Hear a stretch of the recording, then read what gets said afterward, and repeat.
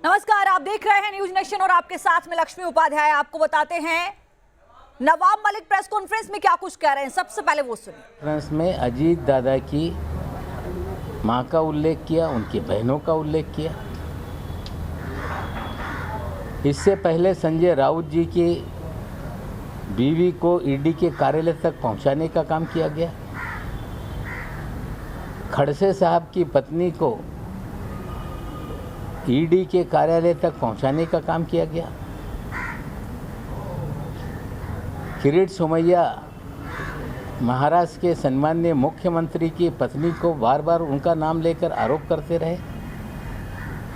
क्या इनकी घर की महिलाएं महिलाएं हैं और बाकी महिलाएं महिलाएं नहीं? हमें लगता है कि अस्तर जो बीजेपी गिरा रही है, हमने कोई अस्तर नहीं गिराया। ये सीधे लोगों को समझना होगा। कल मैंने जो भी आरोप लगाए, कोई आरोप हमने हवा में किसी पे नहीं लगाया। ड्रग पेडलर गाने का ये फाइनेंस हेड है, ये सवाल हमने खड़े किए थे। और कल देवेंद्र जी ने, जो महाराष्ट्र के विपक्ष के नेता हैं, उन्होंने कुछ मुझ पर आरोप लगाए और उन्होंने एक बात कही कि मैं आरोप लगाने के बाद कभी माफ़ी नहीं मांगता। उन्होंने कहा कि नवाब मलिक के दामाद के घर से गांजा बरामद हुआ। देवेंद्र जी, आपका निकटतम वानखेड़े है, पंचनामा मंगा लीजिए। नवाब मलिक के दामाद के घर से कोई भी आपत्तिजनक वस्तु बरामद नहीं हुई, उसका पंचनामा है और मैं मीडिया के साथियों को पंचनामा साझा कर दूंगा। लेकिन वानखेड़े के कहने से 14 जनवरी के दिन जब मेरे दामाद के घर पे छापामारी कथित कही गई, तब मीडिया बड़े जोर और शोर से रिपोर्टिंग कर रहा था कि नवाब मलिक के दामाद के घर पे छापेमारी है और बड़े पैमाने पे ड्रग मिला। हमें लगता है मीडिया के साथियों को भी गुमराह किया गया और मैं पंचनामा दे देता हूं कि किसी भी प्रकार की रिकवरी हमारे दामाद के घर से नहीं हुई। क्या देवेंद्र जी आप माफ़ी मांगेंगे? देवेंद्र जी, आपने कहा कि चार्जशीट को कमज़ोर करने के लिए नवाब मलिक वानखेड़े पर हमला कर रहा है। आप वकील हैं, वकालत की सनद आपके पास है। आपकी जानकारी है कि नहीं मुझे पता नहीं। एनडीपीएस एक्ट में 6 महीने के भीतर चार्जशीट फाइल करनी होती है और सजलानी और समीर खान वाले मामले में ऑलरेडी चार्जशीट फाइल है। तो ये आपका आरोप कि मैं केस को कमज़ोर करने के लिए आरोप लगा रहा हूँ, क्या इसके लिए आप माफ़ी मांगेंगे? देवेंद्र जी, आपने कहा कि नवाब मलिक को इससे पहले मंत्री पद से इस्तीफ़ा देना पड़ा। हाँ, मैंने इस्तीफ़ा दिया था। उस पर सावंत कमीशन बैठा था, कमीशन की रिपोर्ट आई, विधानसभा में चर्चा हुई और उस विधानसभा की चर्चा में मैंने कहा कि एक बार नहीं 100 बार मैं इस्तीफ़ा देने के लिए तैयार हूं, अगर जनता के हित में कोई इस्तीफ़ा देना पड़े तो। मुझ पे आरोप लगाए गए कि माहिम स्थित जरीवाला चाल में भ्रष्टाचार हुआ है और कमीशन बैठाया गया, लोक आयुक्त की जांच बैठाई गई। मुझ पे आरोप ये लगाया गया कि नवाब मलिक ने कोर्ट के ऑर्डर को डिफाई किया है, कंटेम किया है, कोर्ट के आदेश का अवहेलना की है। कोई पैसे खाने का या कोई करप्शन के चार्जेस नहीं थे, डिफाइंग ऑफ कोर्ट ऑर्डर के चार्जेस थे। जो लैंड एक्विजिशन हुआ था वो गलत तरीके से था। हमने स्टे दिया था और ये कहा जा रहा था कि हाई कोर्ट के आदेश का अवमान नवाब मलिक ने किया है। उसी कोर्ट के सामने मामला गया, कोर्ट ने उसका कॉन्ग्लिजेंस नहीं लिया। कंटेम्प्ट ऑफ कोर्ट उसी कोर्ट के सामने रखा जाता है या उससे ऊपर की कोर्ट में। किसी कमीशन को, लोक आयुक्त को ये अधिकार नहीं कि कंटेम्प्ट पर वो किसी पे आरोप मढ़े। फिर भी हमने कमीशन को झेला, कमीशन के सामने चीज़ें रखी और उसमें आचरण को लेके हर दिन लोगों को मिलना, लोगों की बातें सुनना, लोगों के लिए काम करना, ये आचरण जो है ये करप्ट है, इस तरह के चार्जेस लगे। लेकिन डिफाइंग कोर्ट ऑर्डर का ही हम पे मामला उठाया गया। हमने इस्तीफ़ा दिया, रिपोर्ट आई और 2008 में दोबारा मंत्री हम बने।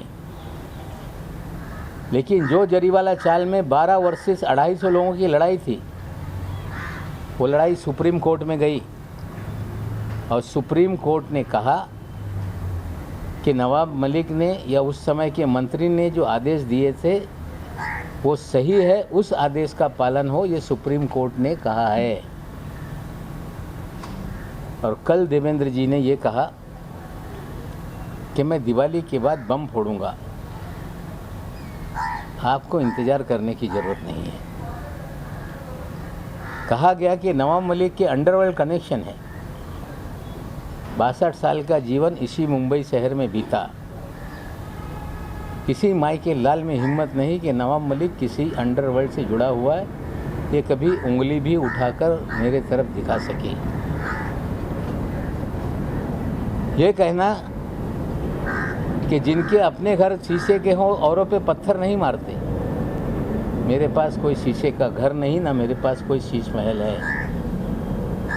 लेकिन देवेंद्र जी से सीधा मेरा सवाल है कि आप 5 साल तक राज्य के मुखिया थे, गृह विभाग आपके पास था और शायद पूरा महाराष्ट्र जानता है,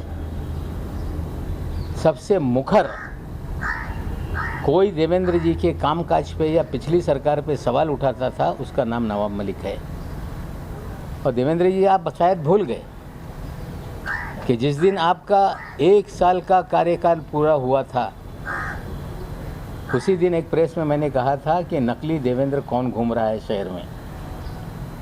आपको चेताया था मैंने। आपका भाई इस शहर में होटलों में क्या कर रहा था उसकी जानकारी हमने दी थी। आप जब चेंबूर वालों के घर पे जाते थे, हमने आपको चेताया था एक बार कि यहाँ मत जाइए। हमने कभी व्यक्तिगत वेंडेटा की राजनीति नहीं की।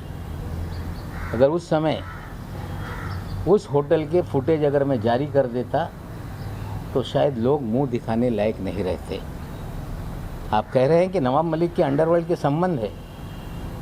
अगर इतने हमले करने के बाद भी आप खामोश रहे, हमें लगता है कि एक राज्य का मुखिया अगर उसको जानकारी मिले कि कोई व्यक्ति, नेता किसी अंडरवर्ल्ड से कनेक्टेड है, तो उनकी जिम्मेदारी बनती थी कि उसी समय कार्रवाई करते और मुझ पे कार्रवाई करनी चाहिए थी।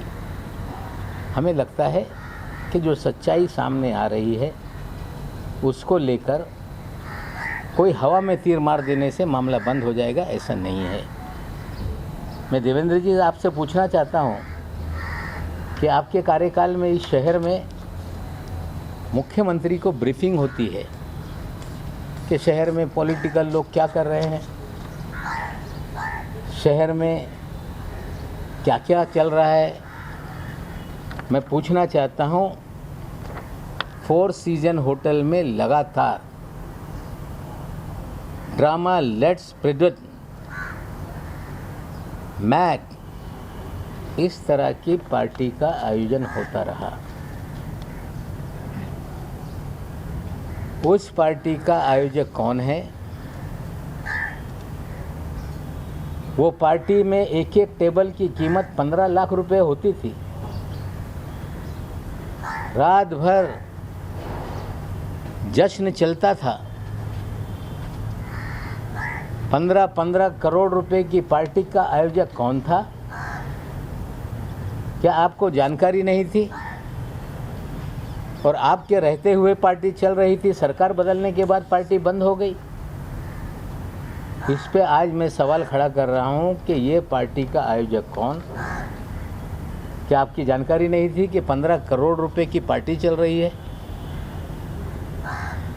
क्या आपका पुलिस या तंत्र ये पूरी तरह से कमज़ोर था? ये सारे सवालों का जवाब आपको देना पड़ेगा।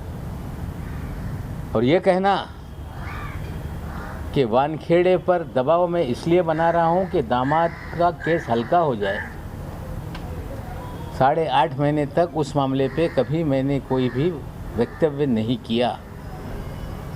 लगातार आप लोग बोलते रहे कि इनका दामाद ड्रग के केस में बंद है, लेकिन कोर्ट ने जमानत दी।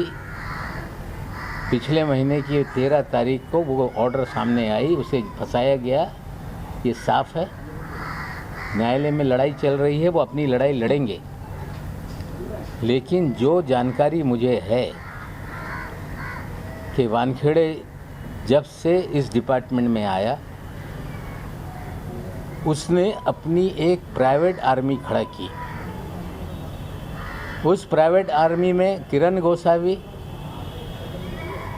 मनीष भानुशाली, फ्रेक्चर पटेल, आदिल उस्मानी, सैम डिसूजा, हीलू पठान, ये सारे लोग आपके प्राइवेट आर्मी के प्लेयर हैं। तो प्राइवेट आर्मी इस शहर में धड़ल्ले से ड्रग का कारोबार भी करती है। छोटे छोटे मामले उजागर होते हैं, लोगों को फंसाया जाता है, और धड़ल्ले से बड़े मामले इस शहर में चल रहे हैं। और मैंने लगातार कहा कि वानखेड़े के जरिए हजारों करोड़ रुपए की उगाही हुई है।